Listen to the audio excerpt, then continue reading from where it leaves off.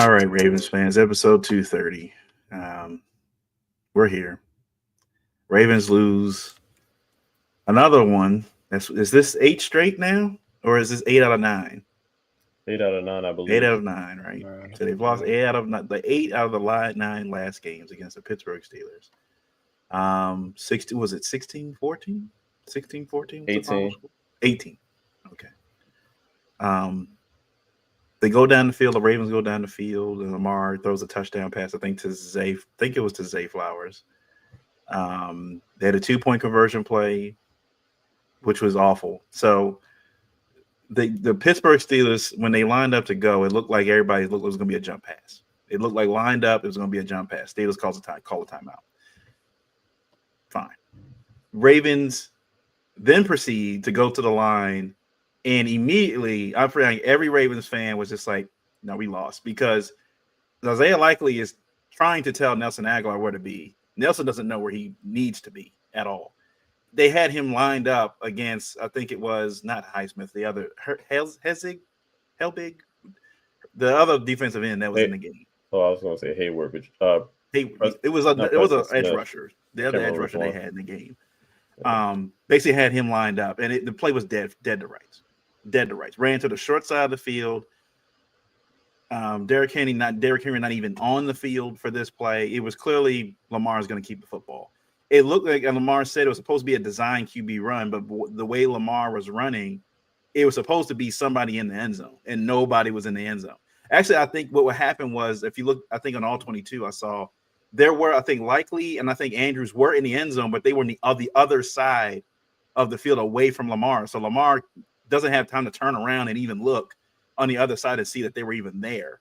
So I think he was expecting somebody to spill out to where he was on that. I don't know. It was all, it just didn't work. It was a bad play call. It was definitely a run play, because even if he would have got a pass off, it would have been a legal man downfield or something like that. Because we had like 3 of those during the entire game. Staying in the end zone, like, yeah, because they weren't expecting a football. It would have been a penalty regardless, even if he did throw the football. You know, the last bit of it was just, I guess, a last ditch effort. So we just tossed the ball just to see what would happen. But it was a run play, just stupid.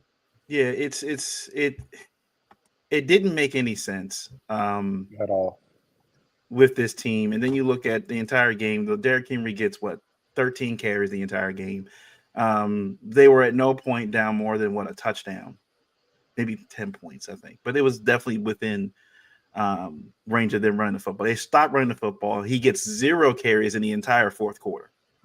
0 carries. I think they said the Ravens offense ran only like 12 plays in the fourth quarter. That was it. So, and a lot of those plays were throws because they had to go down the field to try to score to tie the football game. So, just bad game management. Like you basically took Derrick Henry out of the football game. It was a game where you could have run the football and dominated the game. And Derrick Henry had a run. He had a 30-yard, 40-yard run, and he only got tripped up by Minkah Fitzpatrick. If Minkah Fitzpatrick doesn't get to him, he's gone for a touchdown. He was gone. So you messed up there. Look, Lamar doesn't survive, not being criticized either, because he missed on throws too. He missed one to Zay that he was wide open there, 15 yards down the field, just throws it over his head. There were a couple other throws he missed. There were times where Lamar clearly should have just got the ball and just run it for a few yards and gotten 6 or 7 yards, but he's looking downfield for the big throw. And I just feel like at times when the moments are big, right? When the moments are big and you got to have it, AFC Championship game, playoff games, these games where you can lock up the division or, at least give yourself a better percentage of winning the division now. It just feels like a lot of times this team just gets real tight. Lamar gets real tight and just they try to do too much. Like Lamar, again, I think was just so worried about, oh, I don't want to take off and run and then call me a running court or running back anymore and all this other stuff, where it's like we've seen, look, Carson Palmer, like just going years back, way back years, Ben Roethlisberger, Carson Palmer, Mike Patrick Mahomes. You don't need to get 20 yards every run. If he had gotten 6-7 yards on those runs, that keeps the defense honest, because they were playing back. They were basically daring Lamar, just go ahead and run the football. We're not going to let you get anything deep. They showed the all 22 where the middle linebackers were pretty much just playing spy on Lamar. They were just sitting in the middle of the field, just like, if he runs, we're just going to go up and get him. But They were giving him 6-7 yards to go get. And if you got that point with Derrick Henry and Keaton Mitchell in the game on short yardage situations on second and short, you take that. You take what they give you. But too often in these games, the Ravens and the coaching staff seem to just, we're going to defy logic, and we can do it better than anybody else. Nobody else can get these 20 yards on this play, but we're the ones that are going to do it. And they never seem to do it. They had numerous holding calls in this game, illegal men downfield, bad blocking. Lamar looked like he was just panicking the whole time back. They weren't blocking that well in this game, even considering TJ Watt didn't really go off in this game. They still had trouble blocking in this game. I don't know why Keaton Mitchell was on the field to begin with. If you're not going to use him, why is he even out there? I don't think he had one carry. He was on the field a few times for, like, they had him out in the slot or whatever, but they didn't even throw him the football. So I'm just like, if he's not out there, then why is he out there? And then Harbaugh comes out here on Monday or Tuesday, and they asked him, was the idea to get Keaton? He's get him more involved in the offense. Like, why was he out there? He's like, oh yeah, we're not out here trying to experiment. This wasn't a game to experiment. I'm like, well, why the hell would you even out there then? You could have put somebody else on the field. What was the point? If he's off IR and he's off the injured reserve list, and you need somebody to spell Derrick Henry to add a different element to this running game, then it baffles the mind sometimes. It baffles the mind sometimes when you look at this team and why they do the things they do. Chris Broussard said the other day, and I think it was a perfect statement on this Ravens team. And he said, he's like, I'm not freaked out about the Ravens. I'm not panicking about the Ravens, but it's time to admit the Ravens are not a smart football team. They're a very talented football team. Very talented, have plenty of talent. But you call somebody a dumb football team when they're supposed to have the talent and are supposed to, based on computer simulations and stuff, be better than where they're supposed to be, and they keep making people look stupid. They keep picking the Ravens in these kind of games. The Ravens in Pittsburgh they were favored by -3. That's a 6-point swing in the line. They basically gave the odds were like, we're going to give the Ravens a touchdown. We expect them to win this game. And at no point in the game did you ever feel like the Ravens were going to win it. They played catch up the entire game. The fumbles, interceptions. The Steelers in this game, I think it went back to, and somebody else said it too, I think it was, when they face physical teams on both sides of the ball, offense or defense, this Ravens team can't beat them. They just can't. They get out physical every time. You saw the Browns game this year, the Raiders game. That Raiders defense out physical that Ravens offense. And the same thing with this. The Steelers defense just out physical the Ravens. They were punching the ball out, taking the ball away from Justice Hill. Like, it wasn't these weren't just turnovers. The Ravens were just kind of making mistakes. The Steelers took the ball away. They took it away. And the Ravens just couldn't answer it. When Russell Wilson throws the interception and back in the end zone, I'm like, finally we catch a break and we go down the field, and what happens? Lamar throws a pass to Justice Hill. Justice Hill gets it ripped out from his grasp by a linebacker. So I think I'm not going to get myself too hyped up on this team for the rest of the season. I'm just not. Just because I'm not going to stress myself out. This is a good football team. They'll make the playoffs. They'll be a wild card team. But the way they're playing right now, we saw the Chiefs week 1, and we see the Steelers again now. This is week 11. This team they'll get in a wild card and they'll lose. Right now, they're slated to play the Steelers in that first playoff week. If they got to play the Steelers or they got to play, I don't know, the Bills or something in that first week, I just don't see it right now. This was, and I know I'm going on a rant right now. I know I'm ranting right now. But in a rivalry game like this, if Roy Williams had lost to Mike Krzyzewski for UNC and Duke, if he had lost to them 5 straight times, guess what? He'd been fired.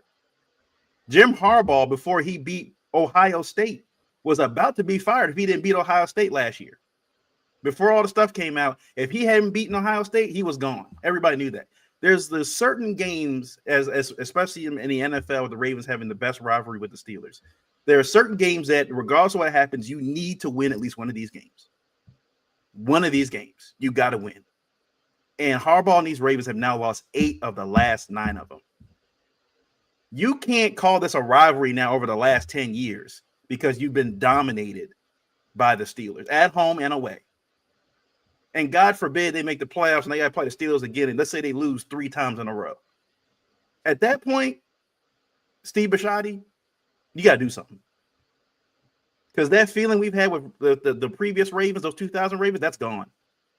This ain't the same team. That play like a Raven statement and all that stuff, not with this. This is something different. They got to figure out who they are and fast. I'm done.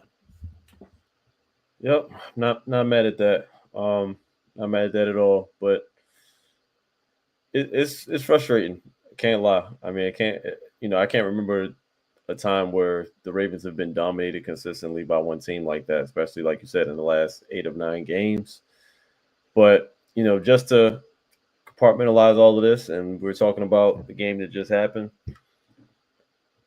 Obviously, a bad loss. I think honestly, this was a mental loss more than even out physical. Yes, we got out physical as well, but it's something about the preparation in these Steelers games that's just not right.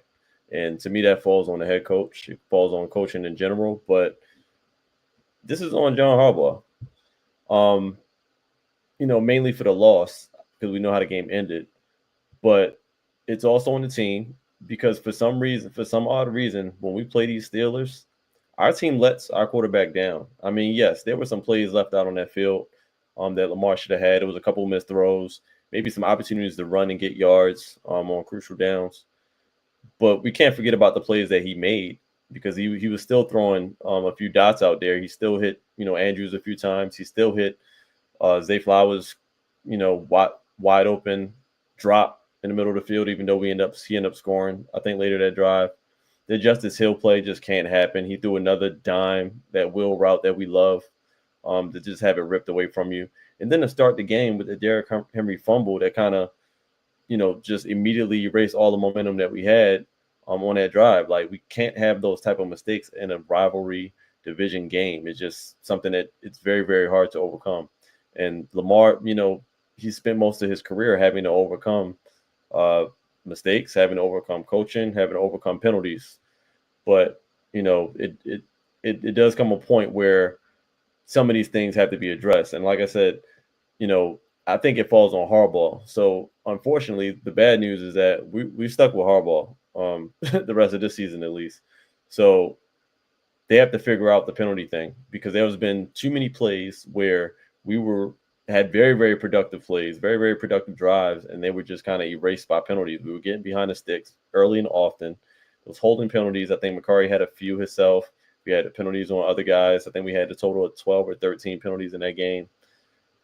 And most of them coming on first down, second down. So, like, right when we're trying to actually get some momentum and make plays, every time we make a big play, it was getting brought back. So it's just too many things going up against this football team. And for some reason, these issues always maximize themselves in big Steelers games. I have no idea why.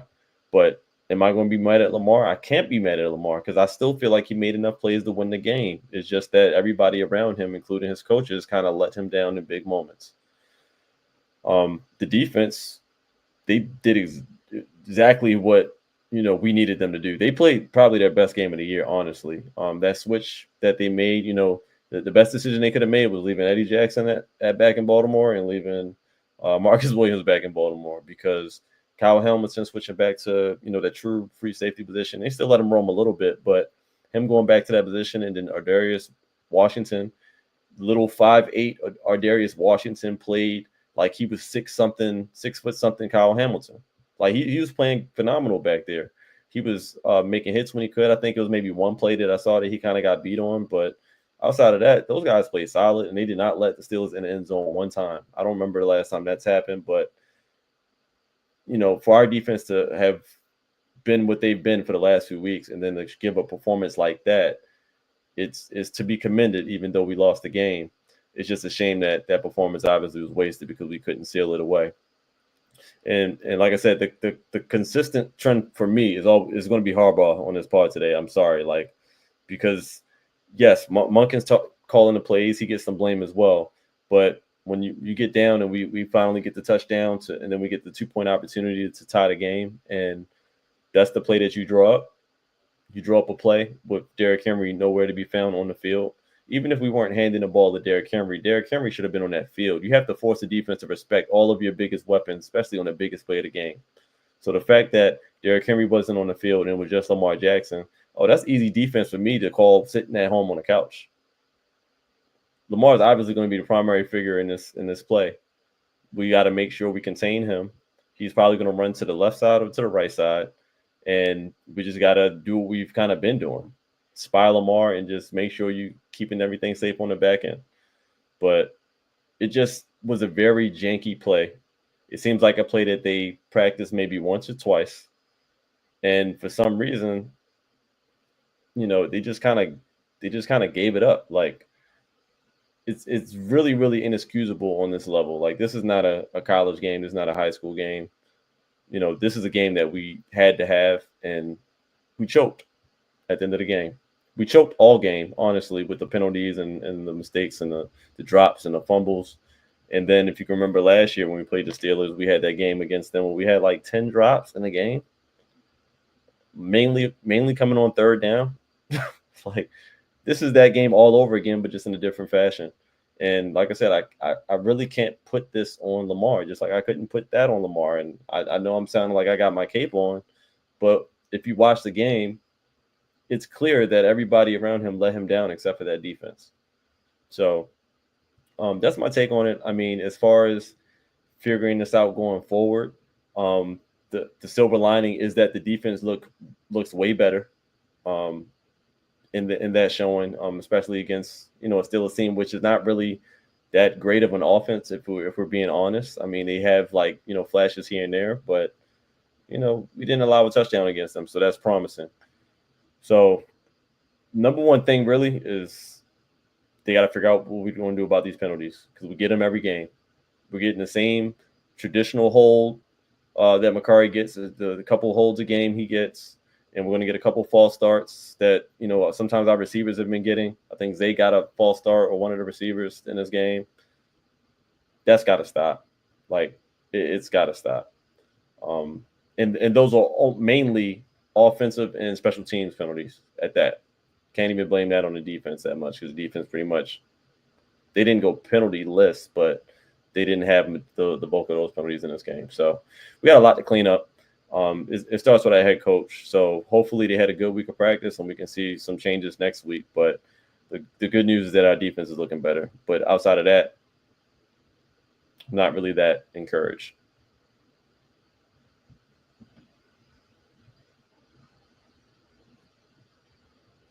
Yeah, I have this glass right here. It's that type of week. Yep. That type of week, ladies and gentlemen. It's not water. It's not water at all. Sorry, baby, if you're watching. But yeah, I mean, it's rough to see the same things plague us year after year. How many times a year do we talk about Harbaugh coming into a game against a good coach and him falter? We have that conversation way too much. How many times do we come into a game and we lose our identity? Happens too much. How many games under John Harbaugh, even dating back to when he started, do we have careless penalties after penalty after penalty? I mean, I want to know how many seasons that we're probably in the top 5 in the NFL in penalties and penalty yards. I mean, I remember going back to that one Patriots game, we were kicking flags across the field, going crazy. I mean, this is a trend. It's not even a trend. It's a way of life under John Harbaugh. And that's where I've laid the most of the blame because he's created a culture where there isn't accountability. I don't know. I've never seen a culture of accountability from him. I think I've seen Lamar hold people accountable. I see individual players hold people accountable. But from the top down, I don't see a culture of accountability with the Ravens. And it shows. We're undisciplined game after game after game. We shoot ourselves in the foot game after game after game. This team is good because of the talent. It's not good because of the execution. It's not good because it's discipline. It's not good because it's a well well-oiled machine. It's because of the talent. And so when you hear someone say the Ravens just aren't smart, you're damn right. They're not. They're not. We've gotten by on talent for years. The scheme, bringing in coaches like Monken has helped. We've had coaches like Mike McDonald, it's helped. But we've gotten by on players.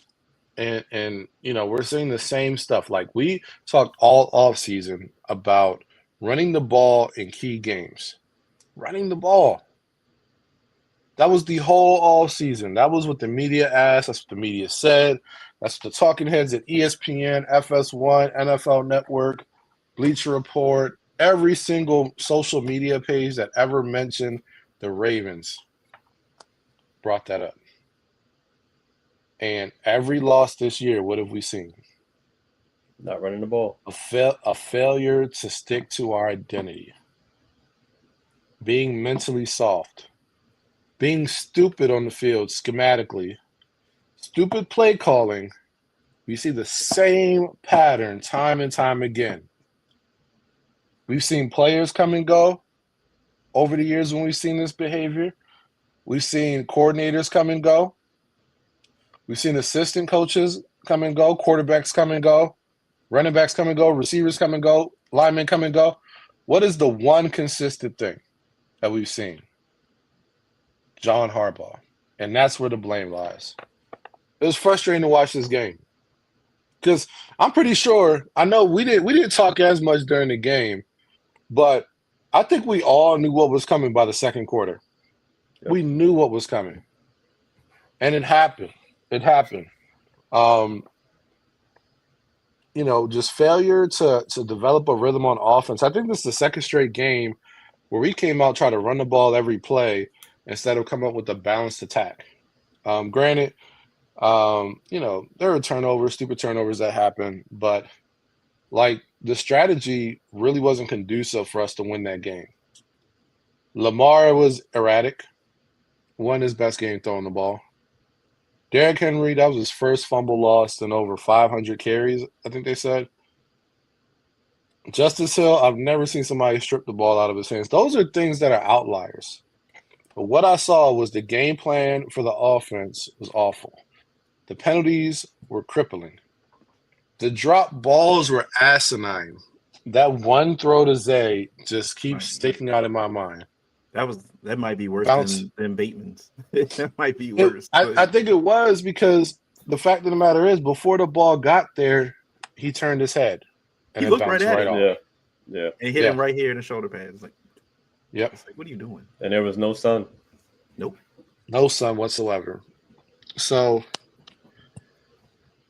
there's enough blame to go around, but the majority of it lands with Harbaugh. Defensively, I'm not even going to lie. Outside of some miscues, I was happy. I was happy. The starting unit of Ardarius and Kyle Hamilton at safety has to stay. I love seeing more man coverage. Shout out to Trey for giving Zach Orr that advice. I must be a fan of the show. Right. But yeah, we saw the benefits of us being in man more. I think we did a great job. Outside of that George Pickens catch, there's nothing to be upset about defensively. Yeah.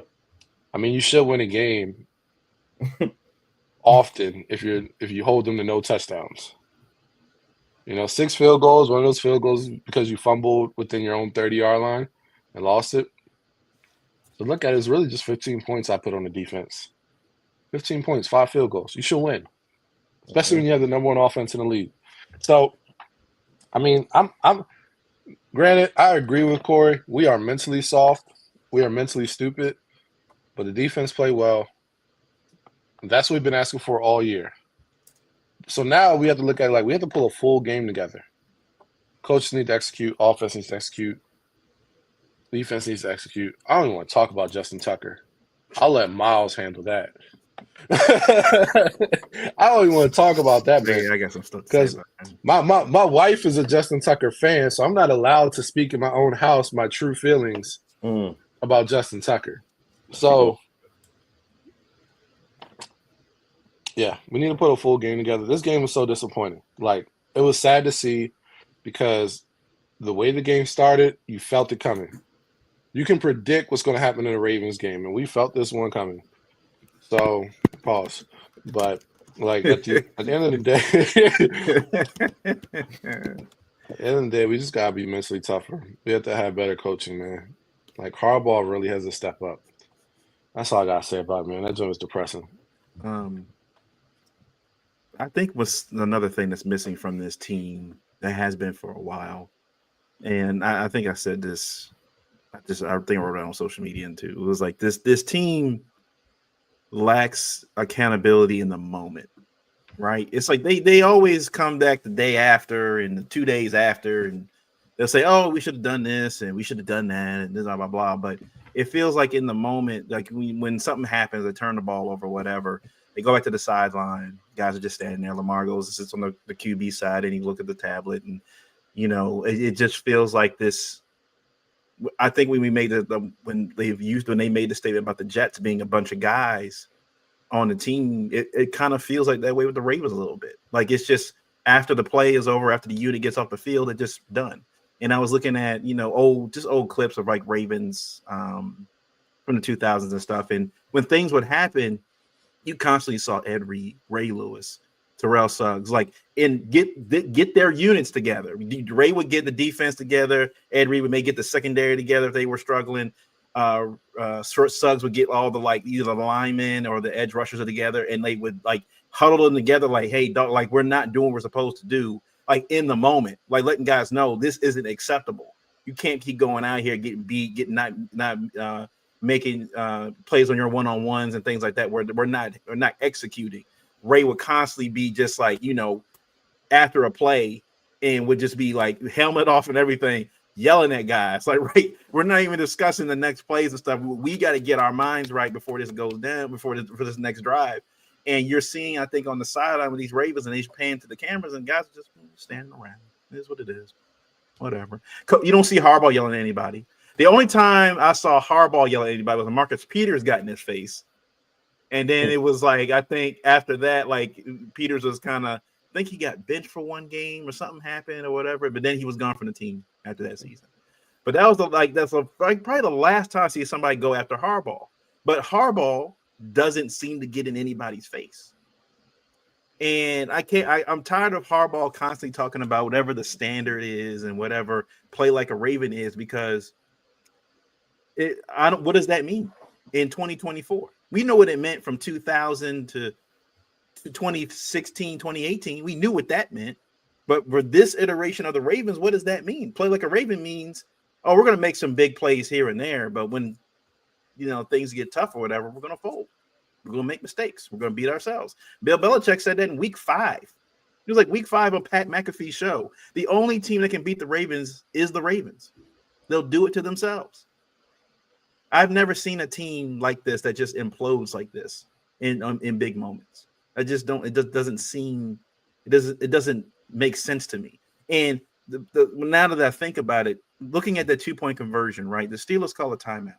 When you see Likely and Nelson Aguilar doing this hand movements to each other, you need to call a timeout, because clearly both of those guys, no one knows what they're supposed to be doing here.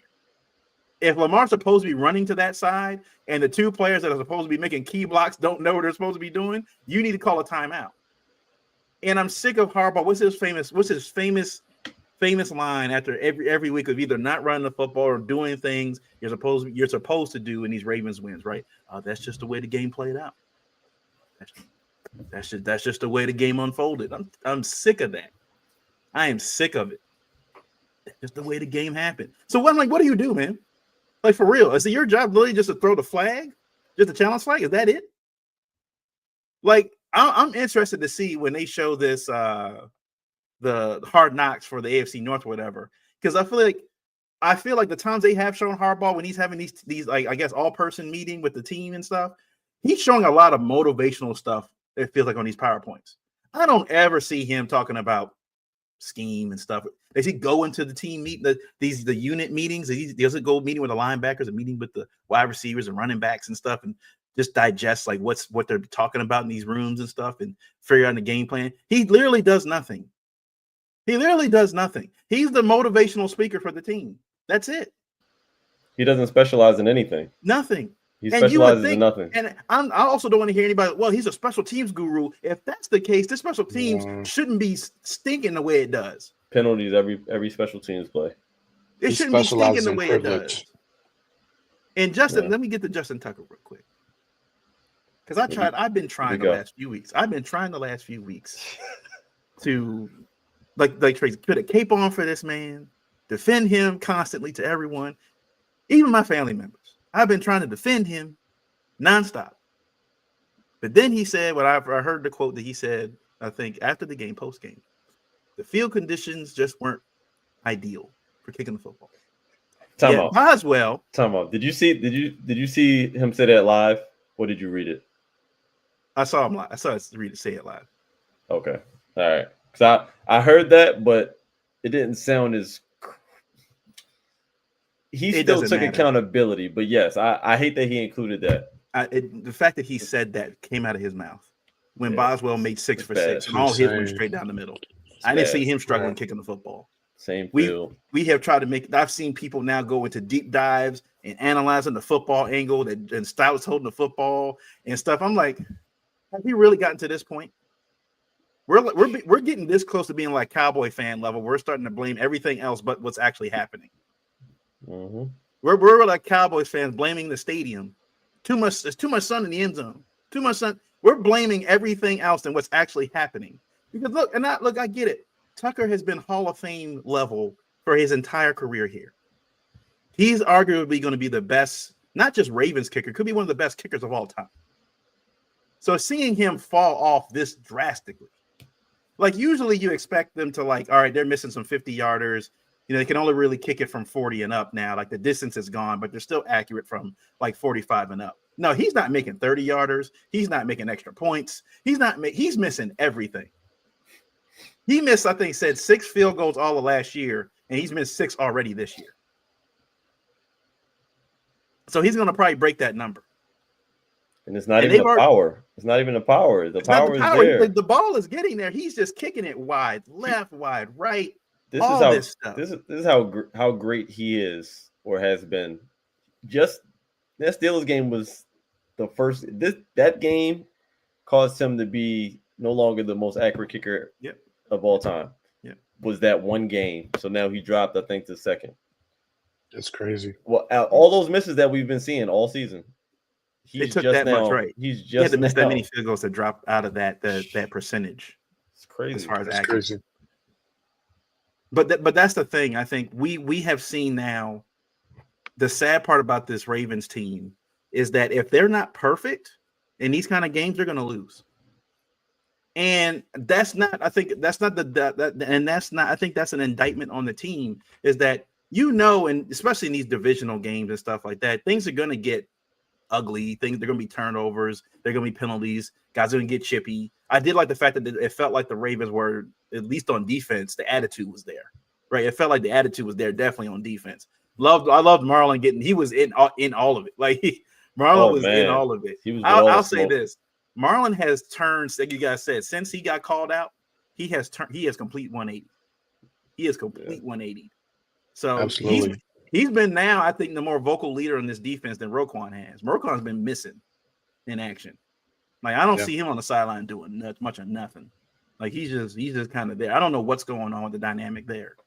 But Marlon has stepped up on this defense. But again, it just feels like this team, if they make mistakes, it's just snowballs. They can't correct it. They can't fix it. They can't get themselves adjusted. And Shannon Sharp said it, I think, on his show, and he said he had one of his games he played with the Broncos, and he had like 180 yards receiving and 3 touchdowns or something. He had a couple bad drops and stuff, and a fumble in the game. And he got the game ball and everything. He was happy and stuff. And he said Mike Shanahan called him back into the office, and he basically called him out. He's like, I don't care if you got 180 and 3 touchdowns. He's like, I won't accept. If I don't accept it in a loss, I'm not going to expect it in a win. But that's the standard. I feel like this Ravens team, when they win these football games, it feels like Harbaugh and everybody else just kind of gloss over whatever happened. They don't go back and look at what we did wrong. They're like, oh, we won the football game, so everything's fine. And that you can see so that's why when you see when they spiral, they don't know how to get out of their spiral. When they spiral, it just keeps spiraling. Mm-hmm. It's like that every game. And if Lamar can't throw like he did in these Bengals games, and Lamar can't be Superman in these games, the Ravens we've seen it. We've seen this before. If Lamar can't throw them to a victory at that point, then they're just doomed because the coaching staff ain't going to do it. Everybody throws their hands up and just, that's it. We're done. And look, I mean, the guy's got to be better too. Like Likely, you don't see Likely fumble the football like that. You don't see Justice Hill get the ball just ripped away from him like that. Like, come on.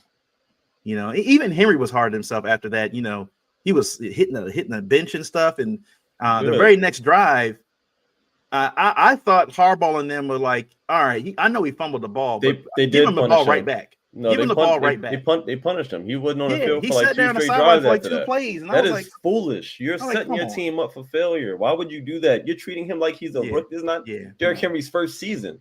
No, this is not what you do to a vet that you brought him here specifically for these games. Yeah, and he punished him like he was a rookie. Yeah, he put him in the doghouse. He put him in his doghouse. That is crazy.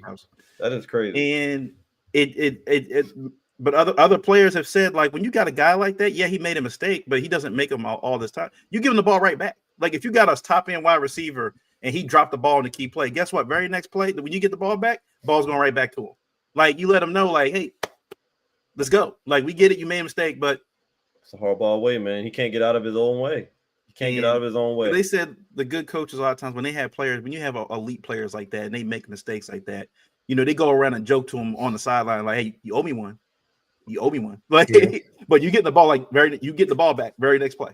When you get the ball next play, you got owe me one. But you basically go out there like, you are a guy, man. We can't do it without you. And as soon as I saw Henry with his helmet on the sideline, the next drive, I was like, here we go. Doghouse. The Harbaugh doghouse. Here we go. Insane. This is why JK left. Fireable offense if you ask me, but he would do it to Lamar too if he could. I bet you he would. He'll get slapped. He'll get slapped by Biscotti at that point. But no, it's that game was deflating.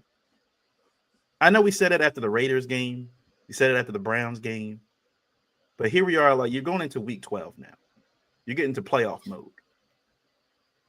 And now all I'm hearing about are the Steelers Super Bowl contenders. That's all I've been seeing. Are the Steelers Super Bowl contenders. The Ravens have dropped out of top fives. Like they're kind of who we thought they were. It's like every year the Ravens are like in the top 5, top 3, and then some point in the middle of the season, right? Every other analyst is like, they're kind of what we thought they were. They're a good team. They'll beat up on some good teams here and there, but you can't count on them, when it matters most. You just can't. Unfortunate. And now the Ravens, I think, going forward, have to look at, even with Tucker, like, look, you may have to, on 4th and shorts, you may have to just go for it. You can't trust him. Like I said, I could understand if he wasn't making 50-plus yarders. If he's making stuff 40 and stuff, okay, we get in range, he can still make it. You don't know what he's going to miss now. He's missing everything for all distances. You don't know what he's going to miss. But taking your best player off the field that play right there, the 2-point conversion, was a very great visual for anybody that wants to say, what does this Ravens team look like this year? That's it right there. You signed Derrick Henry in the offseason to be finally you get an elite running back behind, to play behind Lamar Jackson, and you don't put him on the field on probably the most important play of the game. Most important play of the game. I would have been fine if they took a timeout right there just to get things right. I'd have been fine right there. As soon as Harbaugh saw on the field, where's Henry at? No. Timeout. No. Run a different play. No. I'm wondering, does his headset work? Or is it just for decoration? I wonder if his headset. Halloween costume. Like, I wonder, does he actually talk to anybody? Like, because I'm like, you as a head coach, you would have to see on the field. No. Like everybody else said, even if you, like you said, Trey, if you don't use, like, even if you don't use him, decoy, you got to have him out there defense. Oh, there he is back. You got to have somebody on him. You got to. But if he's not out there, everybody knows where the ball's going.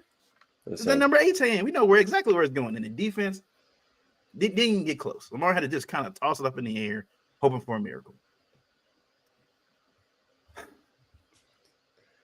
It's time for Harbaugh to stop getting bailed out, man. I mean, this time. Yeah. But his whole career, he's won a Super Bowl. He has a nice little decorated stat line when it comes to just, his tenure here. But let's just face it, he's been carried by talent and Hall of Fame players for the majority of his ride.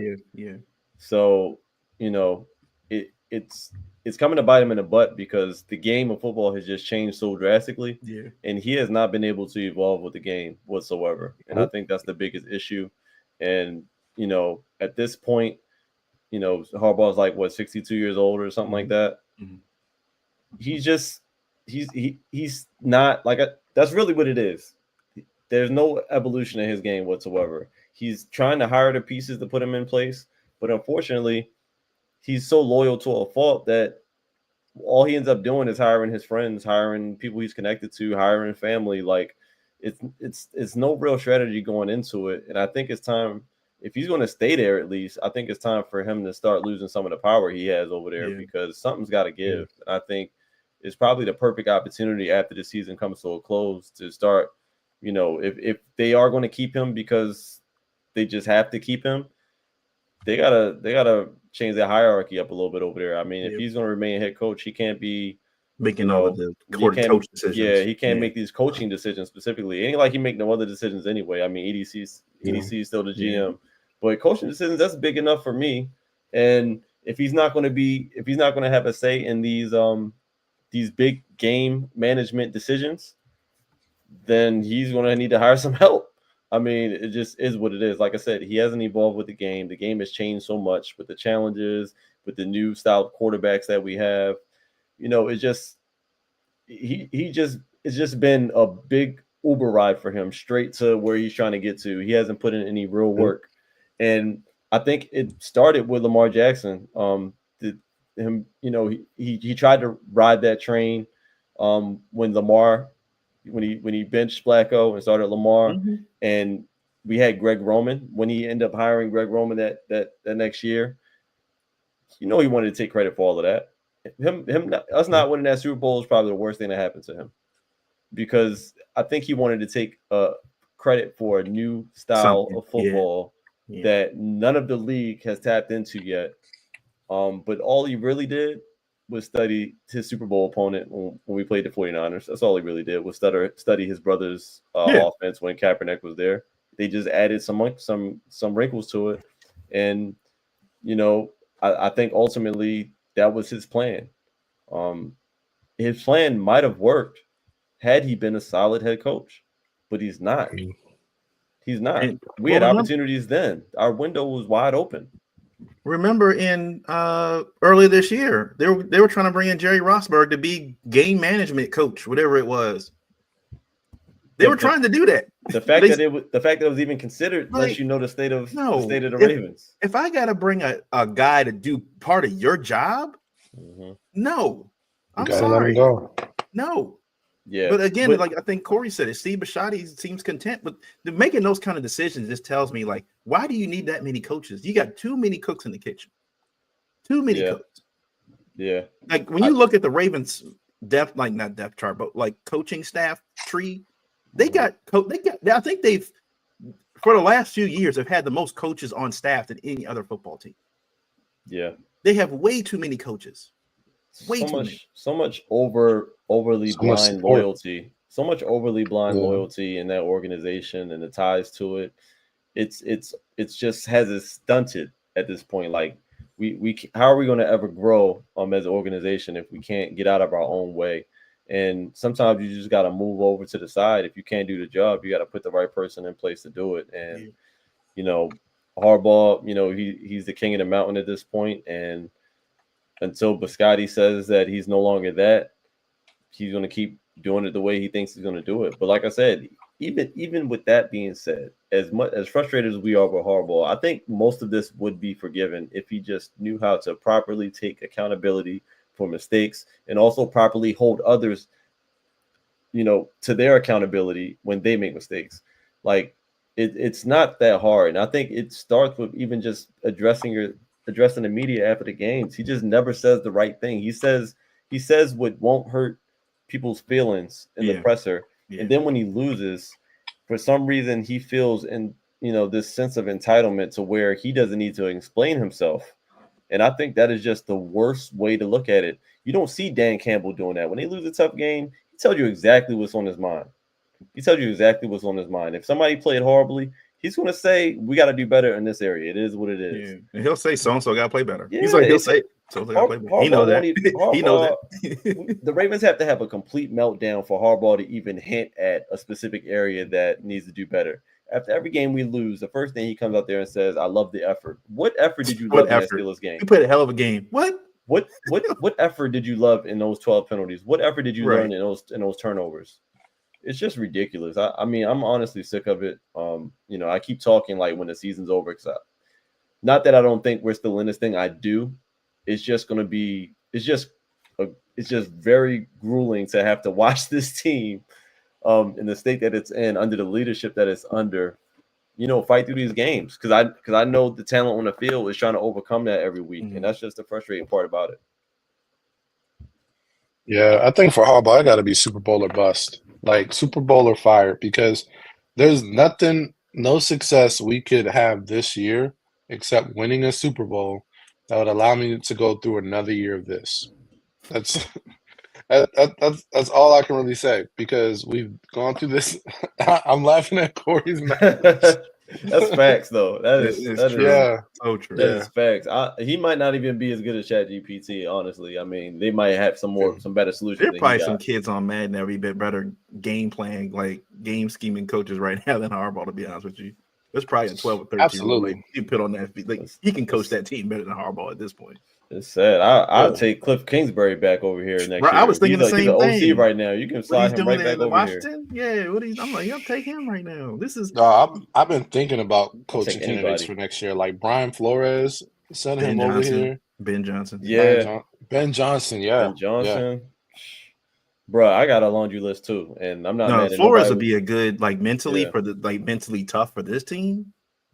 Flores would be perfect for this. Brian Flores would be perfect for this team. Yeah, for next season. But interesting. The only way I think things change, I think this year, we'll go into the next season, is if they are one and done. They go to a wild card round and they lose. Like, you can't go to the AFC Championship game the year before and then lose in round one. Like at that point, things are going in the opposite direction.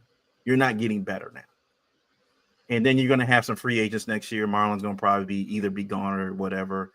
You might cut Stanley, long term. I don't know, but there's going to be some changes that need to be made. You got guys like Roquan not playing up to his level. You got to decide what you're going to do with Zay Flowers coming up soon, likely as well. You're getting to a very crucial moment now with this team. You're not going to keep all these guys together. You're going to have to either trade some guys, or you're going to have to let some guys go, or decide to keep them. And yeah, it just feels like, I don't know if the message is getting lost or whatever that is, but again, it does feel like Harbaugh and them, just the coaching staff in general, doesn't seem to be a threat. They don't feel threatened that they're going to lose their spot. They don't. I will say, a lot of the fans on like the radio and stuff, who for years have been trying to defend Harbaugh, a lot of Ravens fans are now starting to see, no, this has got to change. And I'm tired of people saying, well, if you get rid of Harbaugh, well, who are you going to get? Clearly, this ain't working. We know what we're doing right now with this, and this is not working. I could understand if we're the Jaguars. I could understand if we're the Colts, the Titans, and we're just trying to make the playoffs. This team has the talent level to win a Super Bowl, and we're not there. Yeah. Like, I think we all know that if Nick Sirianni doesn't do what he needs to do this year, he's probably gone. Mm-hmm. They've given him a couple tries now to go find new coordinators and fix this thing, like especially what happened last year. If he doesn't get back to the NFC Championship game, if they lose, he's done.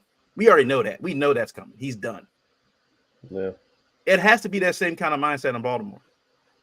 And look, I'll say the same thing for the Steelers. As much as people are hyping up the Steelers and everything, and they beat the Ravens and stuff, if the Steelers, if they don't playoffs or whatever, if they go to the playoffs and they're one and done too, how many times has Harbaugh said they haven't won a playoff game in how many years? Because I know we're all down and out, but Steelers fans don't feel too happy about the Steelers right now because it's like, yeah, we won the game, we didn't score a touchdown. Mm-hmm. Like, I know the Tomlin's a better head coach than Harbaugh is right now, but they haven't won a playoff game in a lot of years.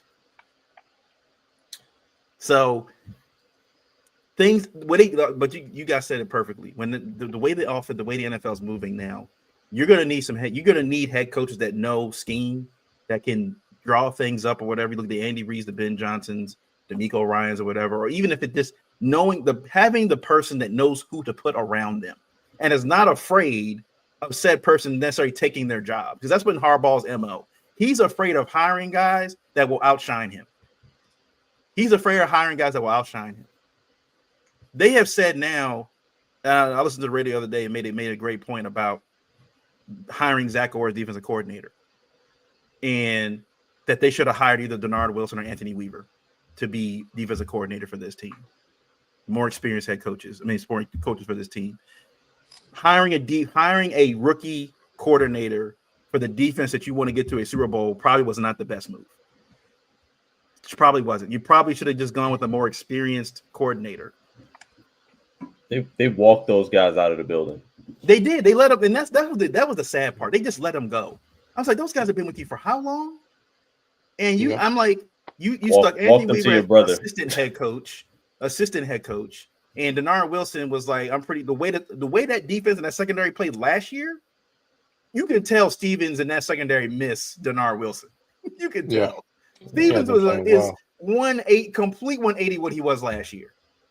I don't know what Denard Wilson was teaching him, but he had him on the right track last year. This year, Stevens they showed the stat line. Most everybody else, Kyle Hamilton, Tre'Davious White, Marlon Humphrey, all had like 4 or 5 targets to them, but for under 20 yards total. Like, they kept everything contained. Stevens, on the other hand, had like double-digit targets for over 80-something yards. Like, every team knows now we're going to attack 21. Mm-hmm. Yeah, he can cover. I remember that stat that Harbaugh did a couple weeks ago. He was like, yeah, well, Brandon Stevens has one of the best coverage rates in the NFL. What does that mean? Yeah, he's always right there.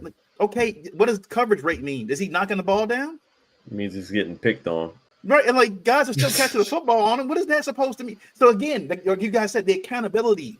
He's looking for reasons to cape for his guys. He's just looking for reasons.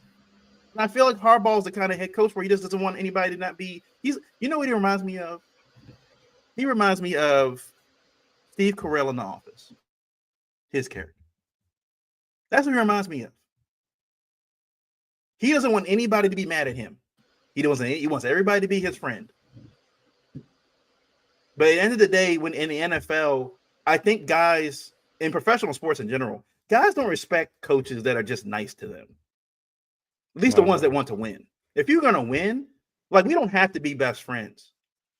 Cal Ripken said it best when he was with the Orioles. He's like, look, Errol Weaver, we didn't necessarily get along all season. But that man made sure we played every ounce of baseball we needed to play to win our games. He wasn't our friend. He made it known we weren't friends. We were going out for a beer after the game. He would constantly just, draw at us and all every time, but he made sure we were ready to play every single night. At the end of the day, you don't have to be their friends. And I feel like Harbaugh's looking for best friends. He's looking for friends after he's done. That's what he's looking for. Anyway, let's move on to Bells and Pookies. They might be full of Ravens today. Bells this week. Is any other team? I give it to the Lions, man. The Lions have been beating everybody by almost 40 points. Damn, it feels like every week. Took my first one.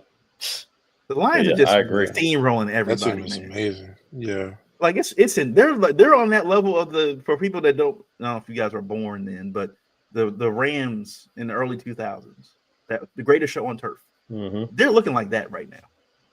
Like, it's ridiculous. Yeah. They're scoring every which way. Trick plays. Any way they want to score, they're scoring. Yeah. That's one of my bells. Bo Nix.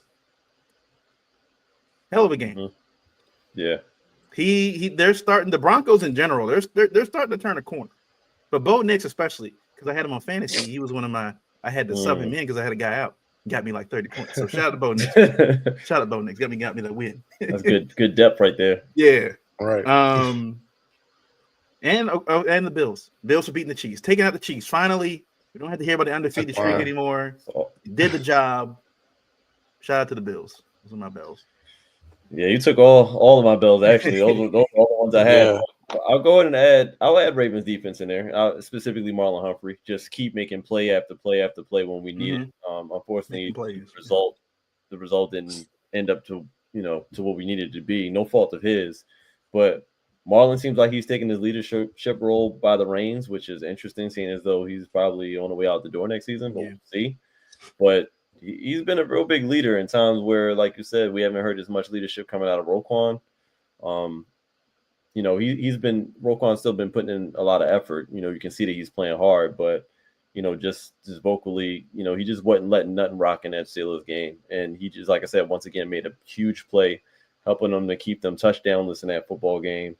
And every one of his post-game pressers is just box office at this point. He's so sincere. He's so down on himself and accountable. And he's just being honest. He's just been super duper honest. So he'll get my bell for this week as well.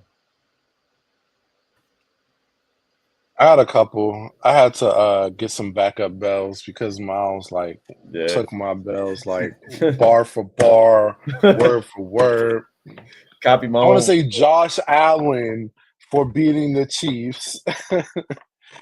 But seriously, I got to give it up to Jared Goff though. Like, he bounced back from that 5 interception game and threw 4 touchdowns.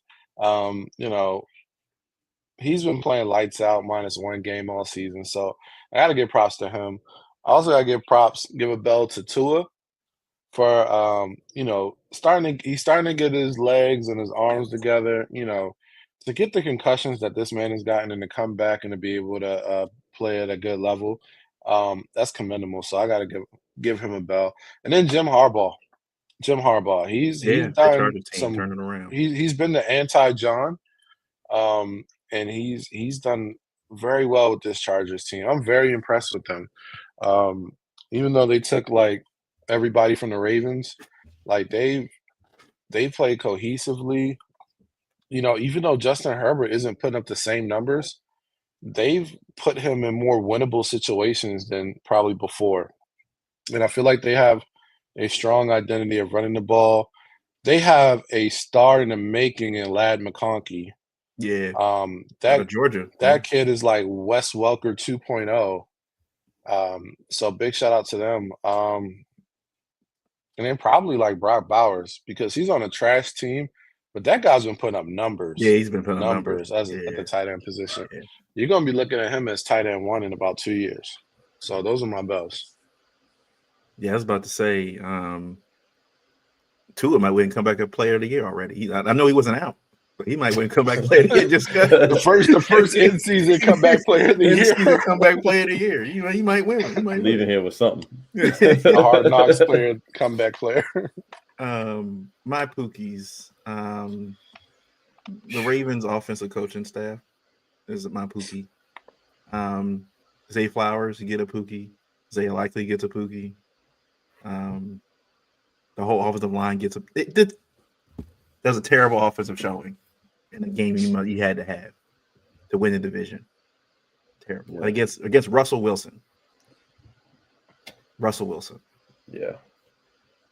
So yeah, they get a Pookie from me. Daniel Jones.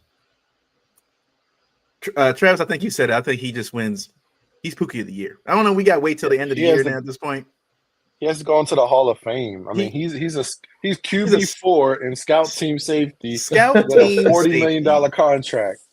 That is ridiculous. Pookie of the year. Disgusting. Daniel Jones. the Dallas Cowboys. Damn it, Miles. They just keep. They haven't won a home game at all this year. They might not win one this year. They might not win a home game this year. I would love that. They might not win a home game this year. And I know it's not NFL, but I'm going to give a Pookie to Joel Embiid. The stuff that came out the last 24 hours about Tyrese Maxey calling a team meeting and calling out Joel Embiid, basically saying you need to show up on time to meetings, show up on time to practice. And he's supposed to be an MVP of the league, MVP of the team. And now, look, what I've heard, they said Tyrese Maxey is more loved in Philly than Joel Embiid is. They love Tyrese Maxey in Philly. And for Tyrese Maxey to come out and say, like, basically call it Joel Embiid also shows, I think, the team and the organization has more faith in him than they do in Joel Embiid. He's not available enough. The guy just, low management. And then he came out earlier this season.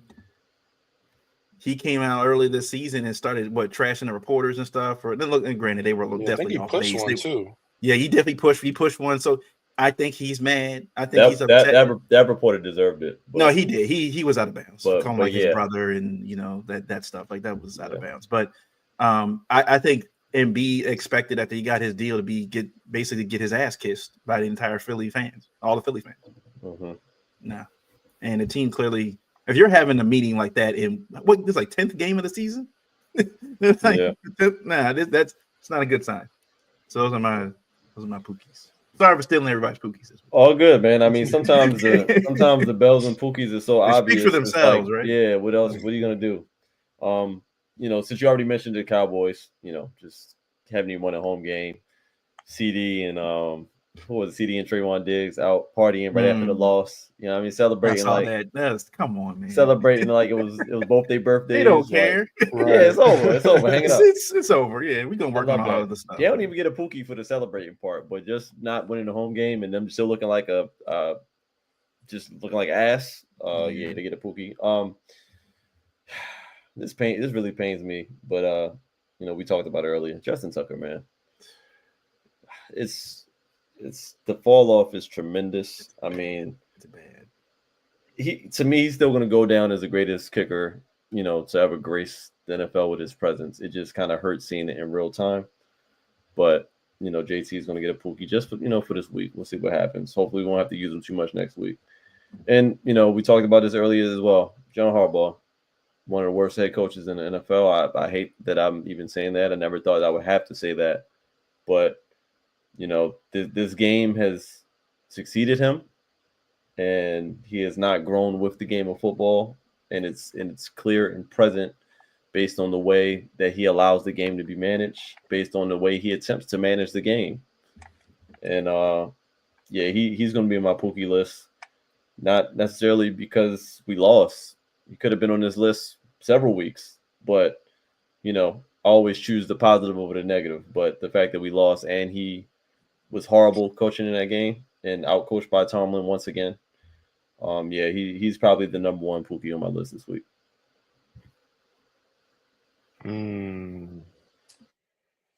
All right. Well, since we put Daniel Jones in the Hall of Fame, let me go with another New York quarterback, Aaron Rodgers. Ooh, he might get Pookie of the Year too. It's tough. You lost to Anthony Richardson, who was just on the bench 2 weeks ago. Crazy. But no, the Pookie really needs to go to Woody Johnson. I don't know if everybody saw the report that came out that Woody Johnson went rogue, making all of these decisions, undermining his GM. He put this team in a position where you commit these assets to Aaron Rodgers. Aaron Rodgers is coming off an Achilles. You have no contingency plan. You go out and get his best friend to come and play receiver. You fire your head coach. You bring in Aaron Rodgers' guy as offensive coordinator. You end up having to demote him after we saw that he was inept in Denver as a head coach, and he's just not a good play caller or game manager. I don't know why you want a poor game manager as your play caller, but that's besides the point. Woody Johnson deserves a Pookie for what he's done to the New York Jets. I mean, it's not like they were a great organization to begin with, but you put them in an even worse position when they have talent such as Sauce Gardner, Garrett Wilson, Brees Hall, Braylon Allen just wasting away, wasting away. And now they're probably going to go to do a rebuild because Aaron Rodgers is rumored to not be coming back next year. Mm-hmm. So you wasted all these resources for 2 years of nothingness.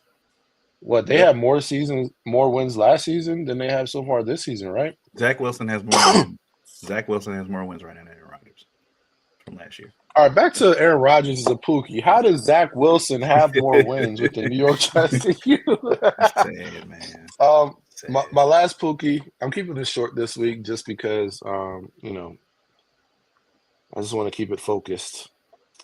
Mr. Irrelevant Brock Purdy. You know, I remember a year ago they were talking about he's better than Lamar, MVP over Lamar. He's the best thing out there.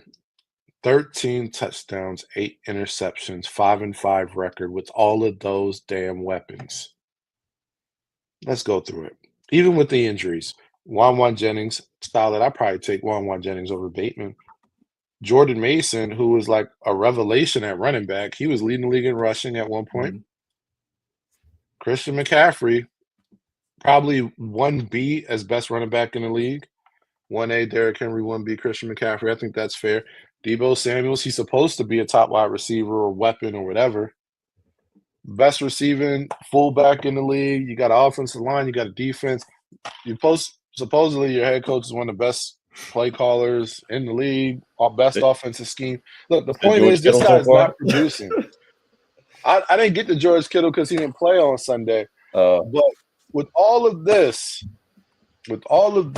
he keeps putting in poor performance after poor performance. When I watched Brock Purdy play against the Chiefs, that was one of the worst quarterback performances of the year, minus Daniel Jones, because nothing ever gets worse than that. But Brock Purdy put up one of the worst quarterbacking performances I've seen all year. This guy is proving to not be up to par to be a starting quarterback in this league. Look, y'all can say I'm overreacting or whatever, but he is truly a system quarterback. And if every piece is not in that puzzle, he crumbles. Yep. And he's really missing, 2 pieces? That's George Kittle and Ayuk. Yeah. But you still have Deebo Samuels. You have these 2 very good running backs. You have you have another solid receiver to go with Deebo. You have Kyle Juszczyk. You should be doing better than 13 touchdowns, 8 interceptions. So give it. Yeah, I forgot about Will Levis. Yeah, Will Levis might. I know it's recency bias. Will Levis is. Will Levis put up numbers this past Sunday. Yeah. I ain't gonna lie. Okay, yeah, like some numbers. Recency, right? So it's like he was definitely Pookie of the year before the season. It was like first 4 weeks. That man had memes every week. Yeah, Aaron Rodgers and Brock Purdy said, "Hold my beer." Man, yeah, we on the way for that Pookie of the Year award. Let's talk about real quick. I wanted to talk about the talk obviously now about the Dallas Cowboys has been, will Deion Sanders, go to NFL or stay in college? And I know, look, they've had Michael Irvin, they've had Des Bryant, come on and make their case for Deion going to the Dallas Cowboys. It all sounds great, and they're going to talk about this for weeks, probably even into the offseason. But I'll just say right out front, I don't think Deion's going anywhere. I don't even think he wants Dak Prescott. First, I don't think he wants Dak Prescott as his quarterback. Coming to the situation in Dallas with Jerry Jones, everybody assumes, well, I think Jerry might get Deion because he knows Deion. Like, yeah, but we know Jerry. Jerry still's gonna want to be front facing of this team.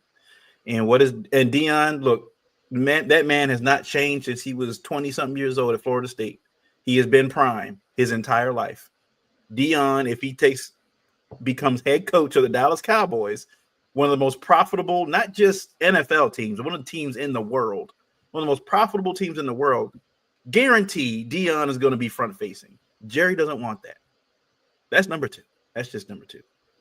Number 3, Colorado just recruited the number 2 player in the nation at quarterback, coming to replace Shador.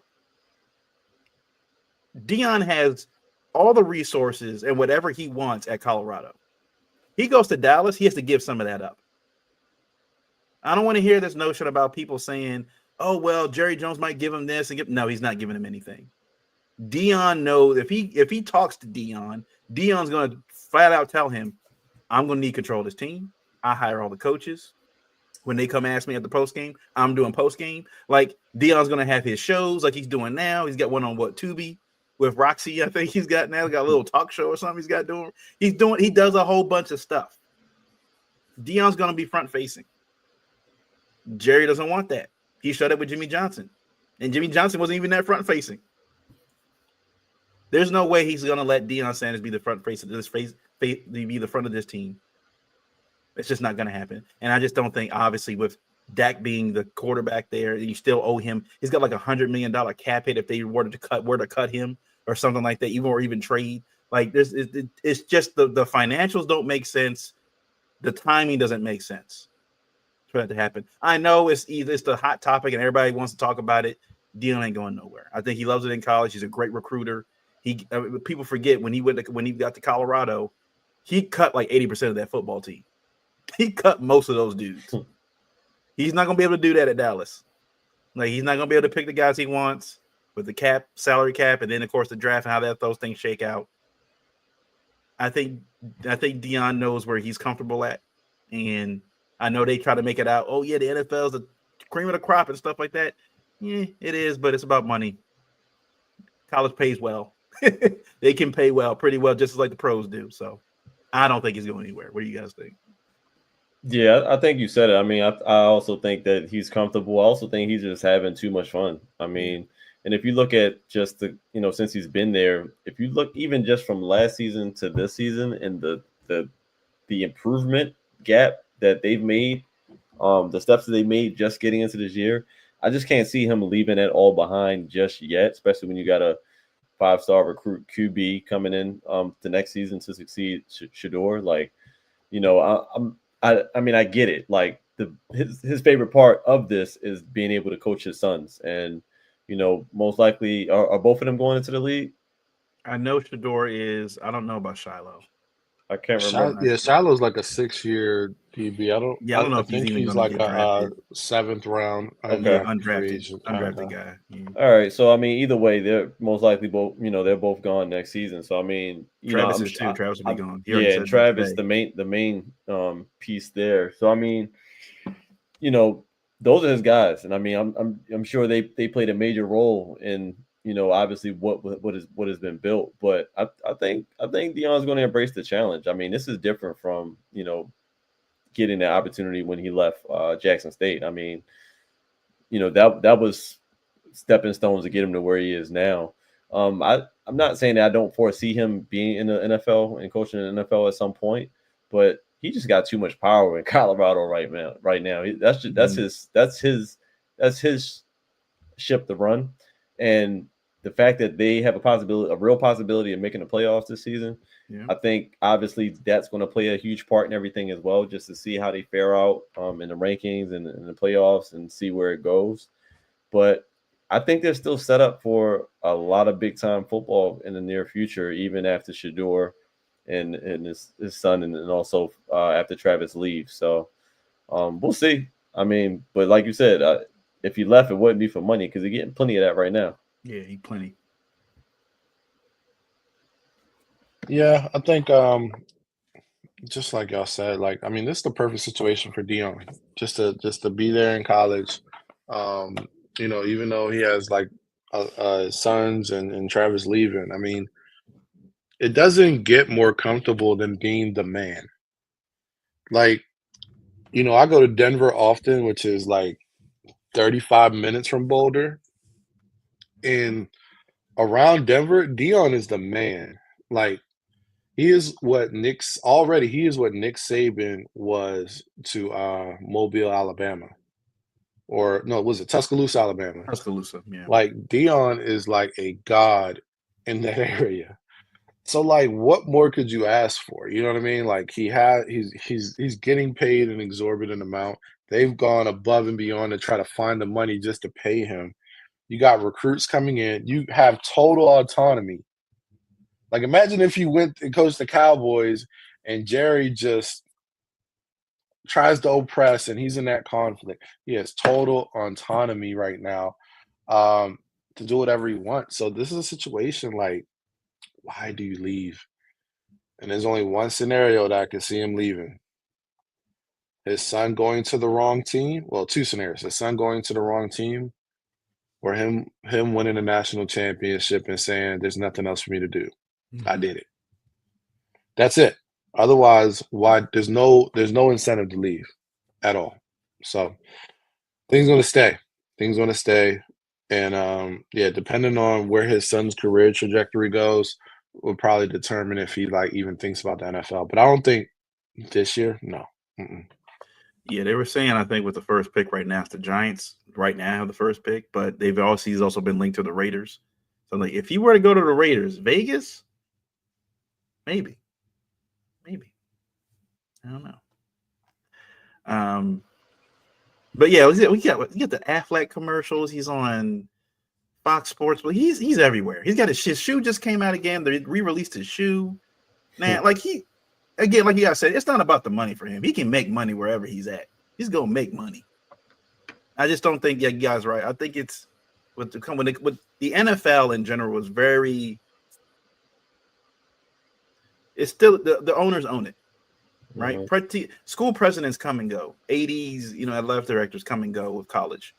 But when you got a guy like outside of the scandals and stuff at Penn State, Joe Paterno, and you got guys like Bear Bryant, Nick Saban, those kind of figureheads of college football at these schools.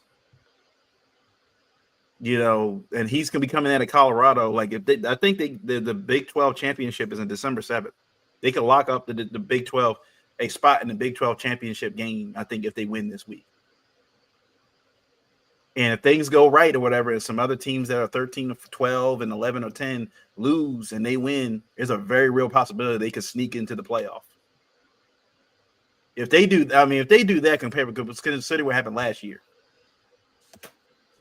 And I love it. I feel like all the people who don't like Deion are like losing their minds right now. They can't stand it because they always thought they think he's not a good head coach. Mm-hmm. I love it. I love it. So I hope Deion continues to win. Hope he continues to win. All right, before we get out of here, Ravens and Chargers preview. Look, I'll just be blunt. I don't like this. I don't like it. It's another good defense. The Chargers are really good. They've only allowed 14.5 points a game. Only allowing 317 total yards a game, kind of like what the Steelers did. They're first in red zone defense. They don't allow a lot of touchdowns. The only thing they're weak right now is rushing, stopping the run. That's the only thing they're weak in. Very similar to what happened this past week with the Steelers. And Harbaugh's going against his brother. You got a lot of former Ravens on that team. Gus Edwards, J.K. Dobbins, and the list goes on and on. Greg Roman, the coach. And it's Monday Night Football. They're in L.A. The Chargers are rolling right now. They had a little bit of a slump earlier, like midway through the season, but they're back on the right track. They're considered a playoff team right now. On the Ravens side, losing that Steelers game, with how things have panned out, and you got another big game where you got to have another against the AFC team. The Ravens right now, I think in the AFC have like a 4-4 record with that Steelers loss. Forget about the NFC record. Forget about their record against the NFC. Their record against the AFC right now is average. They're at like 500, which is not good for a playoff team, for a team that won the number 1 seed last year. And now you look at a situation with the Ravens, right? You got a big game against the Chargers. You got the Eagles coming up. You got the Steelers again. You got to play the Browns again. There's a very real possibility that the Ravens could miss the playoffs. There's a very real possibility the Ravens could not get enough wins to make it. Because again, the Chargers are playing well right now. The Denver Broncos are playing right now. So you're having teams that are stepping up, could be potentially taking those spots, those extra spots in the AFC right now. You're in crunch mode now. You're in playoff mode now for the Ravens. You have to switch off. You lost to the Steelers. I get it. Everything sucks. You lost 8 out of 9 against them, but you got to move on. You got to play them again in the next December. Was it the second to last week of the season? You got to play them again. You got to play the Browns again. So it's not over. But this is a must-have game for the Ravens. This game and that Eagles game. If I feel like the Ravens lose this game Monday Night Football, it could spiral real bad because they don't really have a reprieve after this. You got I think the Giants. I think after that you got the Eagles, then you got the Texans, then you got the Steelers, and then you got the Browns. Like there's not much of a reprieve after this.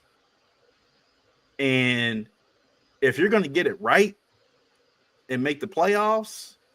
And I'm saying, it sucks to say this, but even if they make the playoffs with how they're playing right now, I just can't trust them. The only thing I can trust about them is that they're going to make mistakes. That's the only thing I can trust about them at this point. Like you said, Trey, like they lead the league in penalties with averaging 8 penalties a game, and they had 12. They went over their average in the Steelers game. They got 12 penalties. It's really hard to get the offense going when you're constantly starting at first and 20. There were a lot of good plays the Ravens did make, but they got called back. Mm-hmm. There are plenty of good plays that got made, but they were called back. How many times we look back and the Ravens made a great play and you saw a player look back? Yeah, like every time. But we got to the point now in the season where we're looking at this team. If they make a big play, we're like crossing our fingers, like no flag on the play, no flag. Like it's sad to see that the most complete game the Ravens played was what, week 3? Was that week 3 against the Bills? That's the most complete game the Ravens have played all season out of 11 games. So I don't want to hear, I think, anything about this being a well-coached team and how good of a coach Harbaugh is.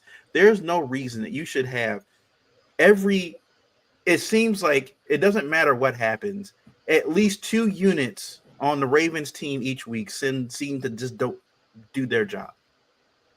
Mm-hmm. And going into this week, going against Jim Harbaugh and Greg Roman, and I'm pretty sure J.K. Dobbins and them got a vendetta, against the Ravens. And what J.K. Dobbins feels about Harbaugh and that coaching staff and everything else.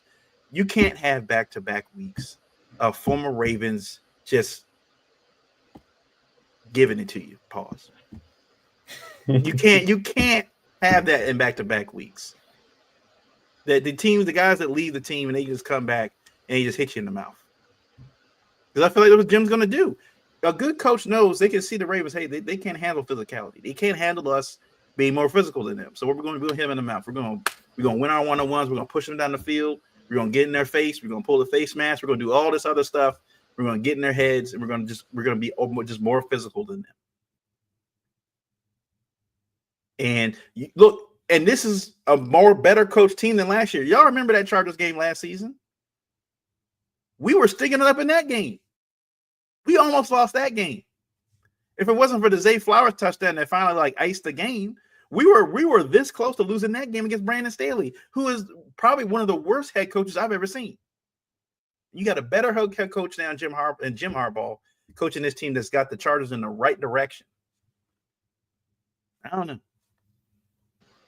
Yeah, call me crazy, man. I actually like us in this game, only because it's prime time. It's Monday night. It's a must win. Mm-hmm.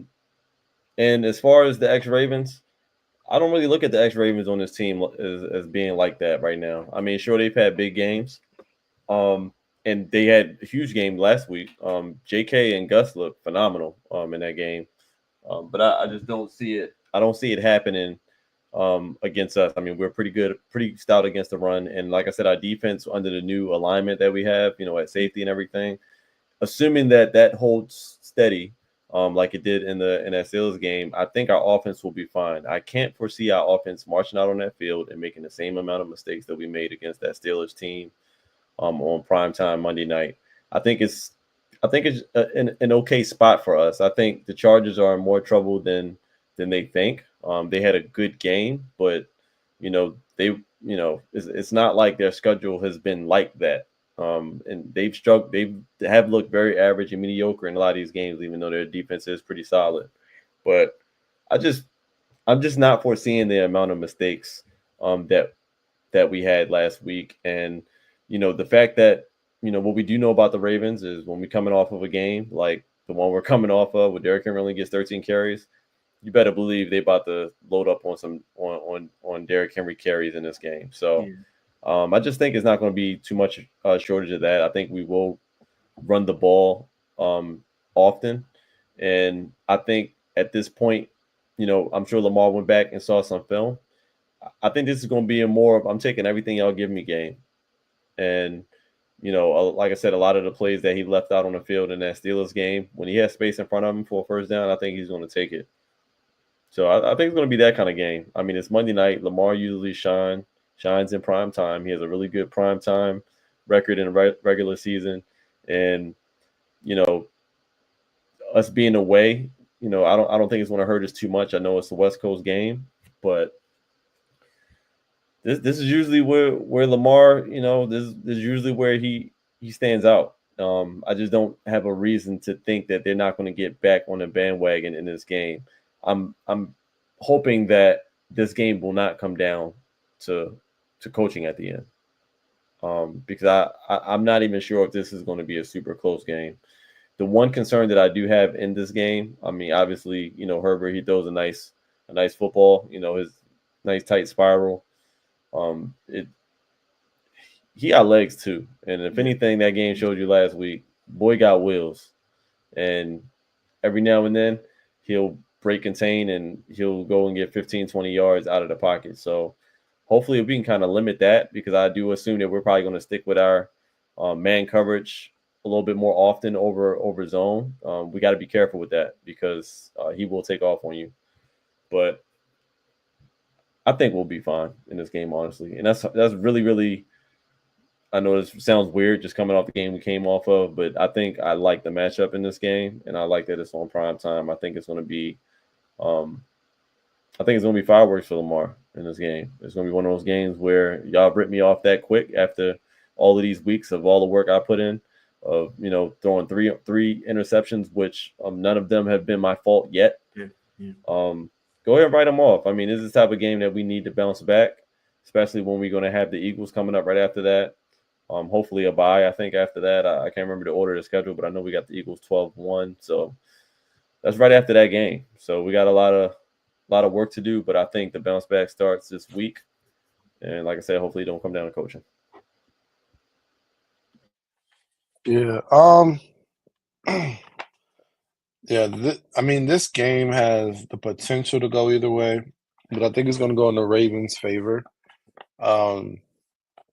This offense isn't consistently as good as they were in that Bengals game. Granted, Bengals defense leaves a lot to be desired in general. I think there's potential for us to get off to a fast start. I think we have the ability to throw the ball on them. I think we have the ability to run the ball on them. They're a solid defense, but I don't think they face a team like ours that brings what the Ravens bring. Like, they haven't faced someone as dynamic as Lamar Jackson at the quarterback position. I think the closest thing they face is probably Kyler Murray, which is not even a comparison. So I think they're in for a rude awakening. I think there's potential for us to come out the gates and smack them in the mouth. I think on our end, we just got to execute. I mean, I don't think there's nothing I really have to say about the Ravens offense. The Ravens offense is talented. We're undisciplined. We go away from our game plan, and then our receivers drop the ball. That's what I can pinpoint it down to. So I think if we come out and execute and just play our game, I don't think there's anything else I have to say about the offense. I don't. Receivers got to catch the ball. We got to limit the penalties by the offensive line. And we need Monken to come out with a proper game plan with adjustments if necessary.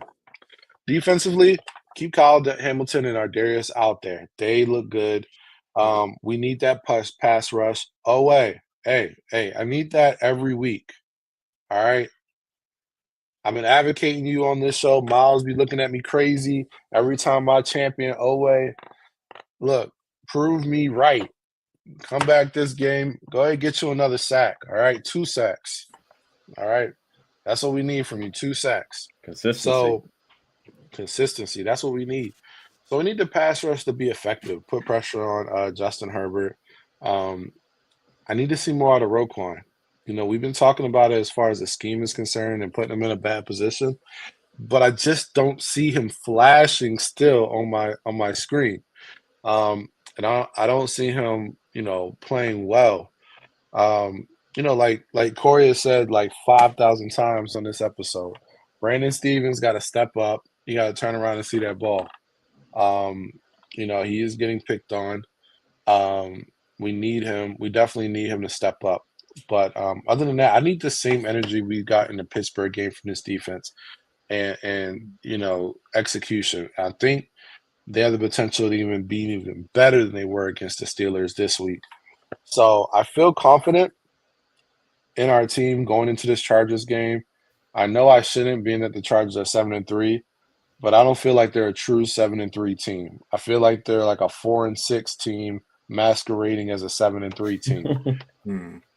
With that being said, it's another week of John Harbaugh going against a superior coach.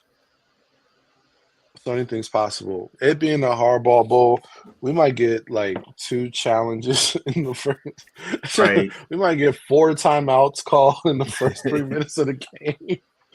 I don't know, but honestly, I think you know, the only thing that scares me week to week is the coaching and Justin Tucker. So I think anything's possible with the coaching factor, but I think this team has what it takes to take down the Chargers. I think, like I said, offensively balanced. Derrick Henry, 18 carries, At 18 least. carries minimum. Get Keith Mitchell the ball too. Get him the ball. Keith Mitchell needs seven touches. I need between our running backs, all 3 of our running backs. I need to see 40 touches. Yeah. Or targets and touches. Like, because I need Justice Hill involved in the passing game. I need him to have 4 to 5 carries. I need Keaton Mitchell to have 7 touches. I need Derrick Henry to get at least 18 carries and a couple swing passes. Like, we need to see this. Like, there's no reason the Ravens shouldn't be moving the ball enough where we're getting 75 plays on offense a game. Now, that can sound like a lot, but it's really not. There's how many plays did we have against the Steelers? Did we I'm not gonna look for right now. Yeah, I'm not but sure. we shouldn't be short on plays. We shouldn't be limited on plays. So I think the Steelers game we had 52 plays on offense. 52. That shouldn't happen. We should be 70 plus every week if we're moving the ball and sustaining long drives. So 70 plus plays. 40 of those need to be to these running backs in some form or fashion. So I think that's going to be the key to the game. Justin Tucker makes some field goals. No, you're right. Like, you know, I didn't think about like, you know, like the defense getting just coverage sacks. I think that was even nice to see. Like, I know they weren't getting pressure right at the gate, but a lot of those the sacks that they got were coverage because they were covering well down the field. I think Corey even said that it looks like Tre'Davious White is maybe taking Brandon Stevens' kind of spot on that outside corner position. So they basically be White and Wiggins as your starting corners, and maybe you keep Stevens in as the 3rd or 4th because Marlon's doing a really good job as the slot, you know, cornerback as well, but gives you more depth there. And, you know, if Owe is giving you, well, he's at 2.5, I think he had 2.5 sacks in that game. You know, I'll take that. Yeah. I'll take 2.5 sacks. Pause. Damn it. Okay. I didn't. Okay. Pause. In the pod. Here we go. Let's get these scores. Predictions. All right. Okay. All right. Yeah, let's get to predictions. Go ahead. Go ahead. Oh man. Like I said, I like Lamar Jackson in this game, man. I think the Ravens We answer back. I mean, we don't have really no choice but to answer back in this week. I think we beat the Chargers on Monday Night Football prime time. The legs of Derrick Henry, Keaton Mitchell getting some action on the outside, exercising his speed down the sideline multiple times in this game. I think we might run him out of the building. Mixing in a few flashy plays from Zay Flowers. I think we win 34-20. I don't think it's close. Yeah, I don't think we get a Jackson 5, Corey. I'm sorry. We probably get like a Jackson 3. Because I think Derrick Henry is gonna get a score. I think Keaton Mitchell breaks off a long touchdown. I got us winning. I don't know what did you say, Trey? I think I got us like 38. 34-20. I got us like 34-20. 38-17. 38. 38-17. 5 touchdowns from the offense. Justin Tucker goes 1 for 1 on field goals. Makes all his extra points, right? Makes all his extra points. Makes them all. Okay. He made the adjustment, remember? We'll see. We will see. They're gonna be kicking. You can't blame the field in this game. Yeah. Nope. So on the Chargers end, Bosa's limited, Bud Dupree's limited, Derwin James was limited, Ladd McConkey did not practice, and I think Khalil Mack was also limited. But on the Ravens side, now Aguilar was out with an illness. Kyle Hamilton, full participant, even though he was banged up like during that game, the Steelers game. Like That's good. Yeah, look, I'll say this to Kyle Hamilton. That man will play. He's gonna play. But I don't care how banged up he is, he's gonna play. So he's out there. Travis Jones, ankle, he left the game, whatever. So he didn't practice. Arthur Millette didn't practice again this week. And Roquan Smith, obviously with the hamstring left in the game, he did not practice. That's the one thing that scares me. Over the middle of the field, the idea of having Malik Harrison play middle linebacker for this Ravens defense. I don't care how good the secondary is now with Kyle Hamilton and Darius Washington back there. If Malik Harrison is a starting middle linebacker, I don't know. So my score is 27-23 Chargers in this game. I don't like it. I just don't. I would love to have you guys' optimism in this game. I just don't. I think we're gonna beat up Justin Herbert, man. I would hope. I think we're gonna beat him up in this game, like we do every time we play him. But I feel like in games where the quarterback does move around, the Ravens do struggle some with that. They did play well. I will say they did play well against Jaden well. They did. Yeah. They did a phenomenal job game planning that. Just in the past, we've seen a lot of quarterbacks that have been mobile, or not just mobile, but they can get 5 or 6 yards, have killed this team historically. Yeah.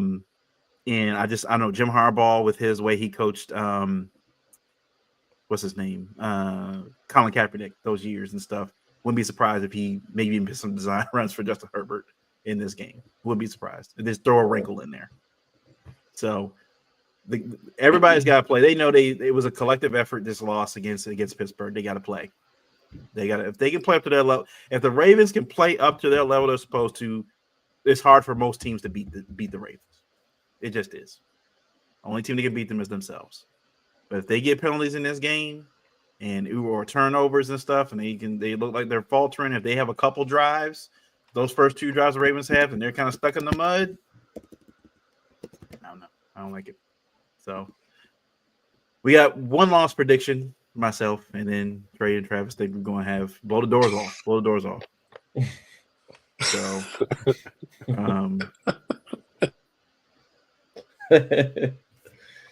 okay, yeah, okay.